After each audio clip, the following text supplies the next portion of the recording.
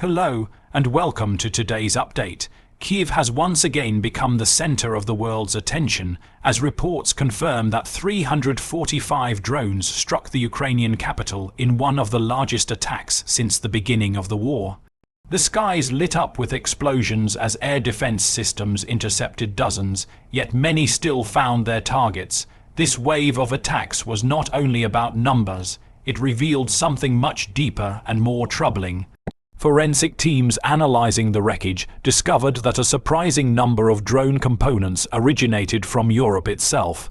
Microchips, navigation systems, and even specialized materials were traced back to suppliers within the European Union. This raises serious questions. How did these parts, despite sanctions and trade restrictions, end up inside weapons being used against a European neighbor? To understand this, we must take a step back and explore the world of dual-use technology. Many of these components are not exclusively military. They are designed for civilian industries, aviation, communications, or automotive manufacturing. Yet, through complex supply chains, re-export loopholes, and black market networks, such parts often find their way into war machines. This is why sanctions are so difficult to enforce in practice. For Ukraine, this attack highlights the immense challenge of defending against swarm tactics. Hundreds of low-cost drones, often carrying explosives, are launched simultaneously. Even the most advanced air defense systems struggle when numbers overwhelm them. Each intercepted drone is a victory, but each successful strike is a reminder of how relentless this strategy can be. For Europe, the discovery of European-made parts in these drones is not just a political embarrassment, it is a wake-up call. It underscores the importance of tightening export controls, tracking supply chains, and ensuring that no loophole allows technology to fuel the very war Europe seeks to contain. In an educational sense, this crisis shows us that modern warfare is not just fought with tanks and missiles. It is fought with trade policies, technology flows, and global responsibility. Every microchip, every circuit board, every small export decision can make the difference between peace and destruction. The attack on Kyiv is a warning not just for Ukraine, but for the entire world. It reminds us that global security begins with local responsibility, and that even the smallest part can play the biggest role in shaping history. The latest assault on Kyiv, involving 345 drones launched in a single coordinated strike, represents not just a continuation, but an escalation of the tactics used throughout this conflict. This was one of the largest drone barrages Ukraine has faced, and the sheer scale of it reveals how warfare is adapting to new realities. Drones, once seen as auxiliary tools for surveillance or precision strikes, are now being deployed in swarms to overwhelm defensive systems. In this case, hundreds were sent into Ukrainian airspace at once, forcing air defense crews to respond under extreme pressure. Each interception costs Ukraine resources, from expensive missiles to hours of vigilance from crews, while the drones themselves are relatively cheap to produce. This imbalance is precisely what makes such attacks strategically effective. In Kyiv, the consequences were immediate. Air raid sirens echoed throughout the city as civilians rushed for cover. Explosions lit up the night sky, both from drones being destroyed and from those that managed to strike infrastructure. Damage reports included energy facilities, warehouses, and residential areas, all of which are part of Russia's ongoing attempt to break Ukraine's resilience by targeting both military and civilian life. This psychological toll of seeing hundreds of drones approach at once cannot be underestimated either. It creates an atmosphere of relentless pressure where no night feels safe, and every sound could be the beginning of another barrage. From a broader perspective, the number 345 drones wasn't chosen at random. It was a demonstration of capacity and intent. By launching such a massive wave, the message sent was clear.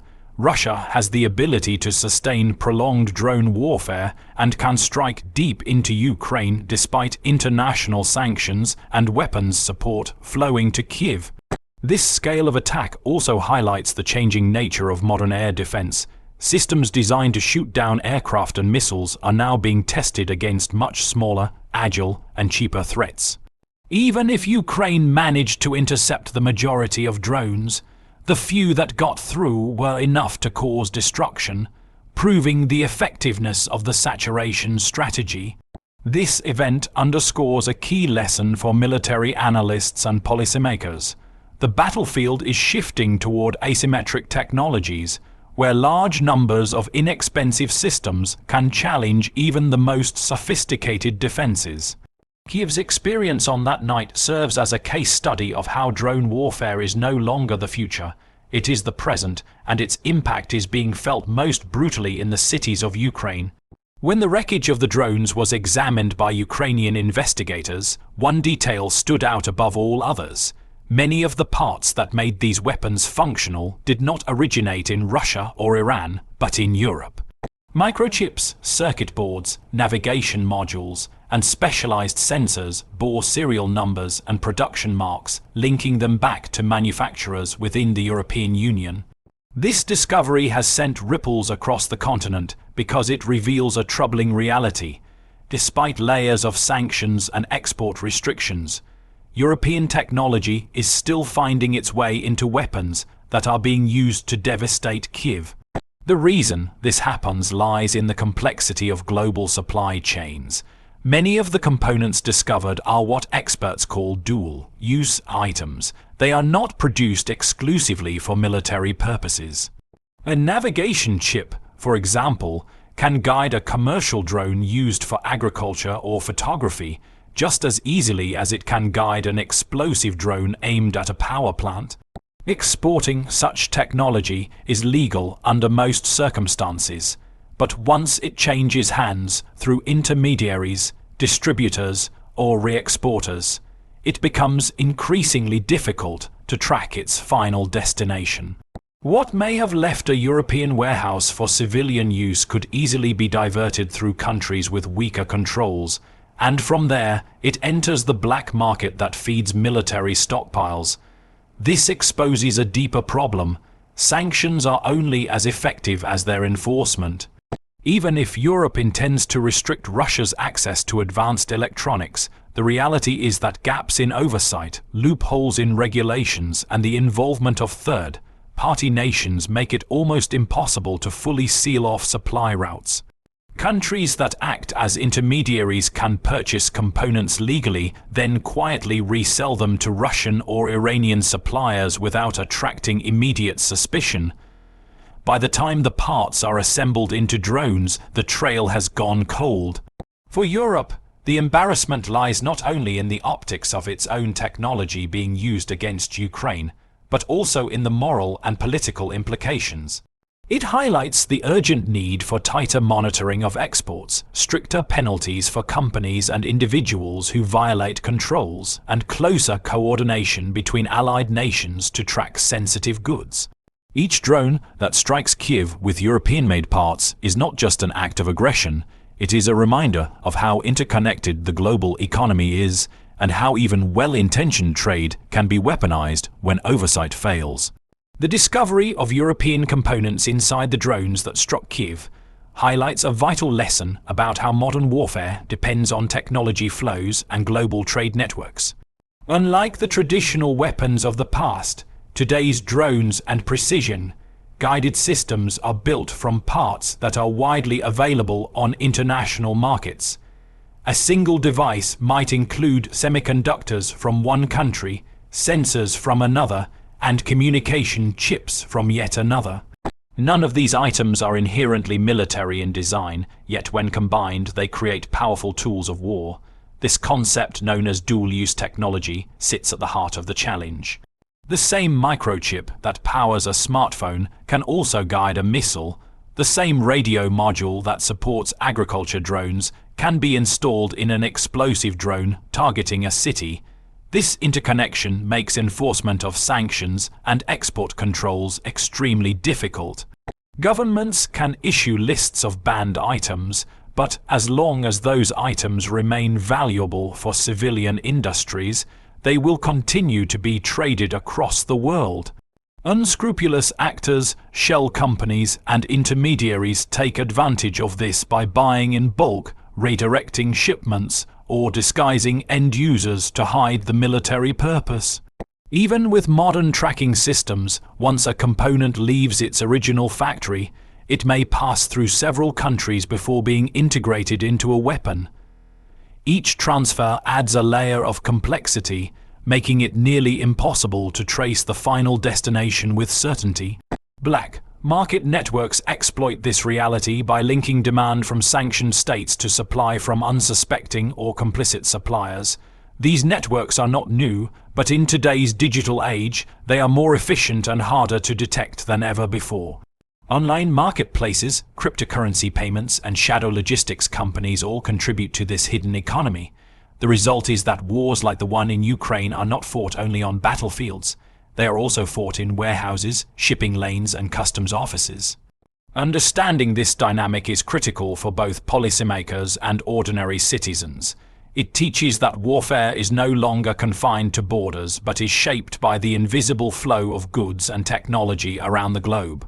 Every country, even those far removed from the conflict, plays a role in this chain. The educational takeaway is clear. To prevent future misuse, nations must rethink how supply chains are monitored, how dual-use items are regulated, and how accountability is enforced in an interconnected world. For Ukraine, the scale of the drone attack is a reminder of the constant pressure it faces and the limits of even the most advanced defensive systems.